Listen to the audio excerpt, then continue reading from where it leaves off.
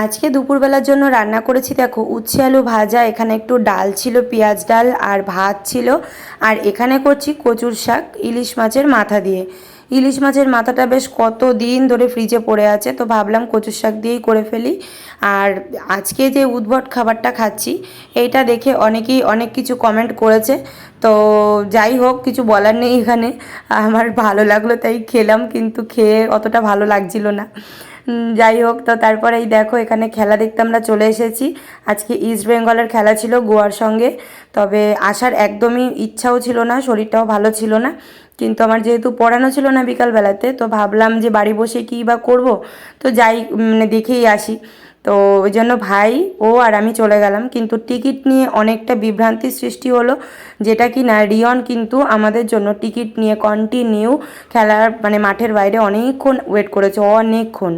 তো আমরা গেলাম যখন, তখন যেতে যেতে প্রায় বেজে গিয়েছিল 7:30 পার হয়ে গিয়েছিল, অথচ 7:30 থেকেই খেলা ছিল। তো বেচারা আমাদের জন্য মানে ঢুকতেও পারলো না স্টেডিয়ামে, অনেকটা পরে আর কি ঢুকেছিল। তখন কটা বাজে, ওই ধরো 7:45 মতো, 15 মিনিট লেট করে গিয়েছিলাম। আসলে বাসে এত জ্যাম ছিল যাওয়ার পথে যে দেরি হয়ে গিয়েছিল। তো তারপরে দেখো রিয়ন পরে আর কি ঢুকলো, আমরাও যখন ঢুকলাম তার আগে রিয়ন ঢুকলো, তারপরে আমরা ঢুকলাম। তো ঢুকে তো দেখলাম অলমোস্ট একটা গোল খেয়ে গেছে, কি আর করা যাবে। আর এই দেখো রিয়ন রিয়ন অ্যাকচুয়ালি রিয়নের বন্ধুদের সাথে এসেছিল। তো আমি আর কি হঠাৎ করে ফোন করেছিলাম যে তোর কাছে টিকিট আছে কি না। টিকিট আমাদের কাছে ছিল দুটো, কিন্তু তিনজনে যেহেতু যাব, তো এবার আলাদা গেট হলে কিন্তু অসুবিধাই পড়তে হবে, তো সেই জন্য আর কি একই গেটের 3টে টিকিট নেওয়া হলো। তো তারপরে এই দেখো খেলা দেখছিলাম, আর খেলা দেখতে দেখতে একটু ভিডিও টিডিও তুলছিল মোটামুটি। আর তারপরে আমি তো সেদিন মানে কিছু খাইনি দুপুরবেলাতে, তো সেই জন্য এই দেখো চিড়ে ভাজা কিনেছিল, ওই চিড়ে ভাজা কয়েকটা খেলাম। আর এখানে এত বড় একটা কি পোকা, এই আতঙ্কে খেলা দেখা পুরো মাটি হয়ে গেছে, বসতেই ভয় লেগেছে ওই জায়গাটাতে।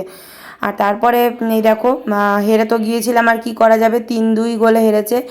আর আসার পথে একটা করে প্যাটিস খেলাম আমরা। আর তারপরে বাসে উঠে বাড়ির দিকে রওনা দিলাম। কিন্তু বাসে ভীষণ পরিমাণে ভিড় ছিল।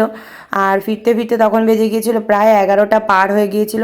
তো তখন রাত্রে এসে কী বা রান্না করব, তো তাই জন্য আর কি চাউমিন নিয়েছিল 3 প্যাকেট, ভাইয়ের জন্য 1 প্যাকেট আর আমাদের 2 প্যাকেট রাত্রেবেলা খাওয়ার জন্য।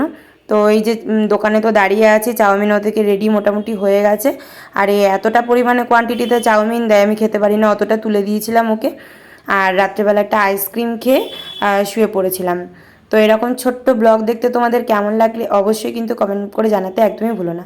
দেখা হচ্ছে নেক্সট ব্লগে, টাটা।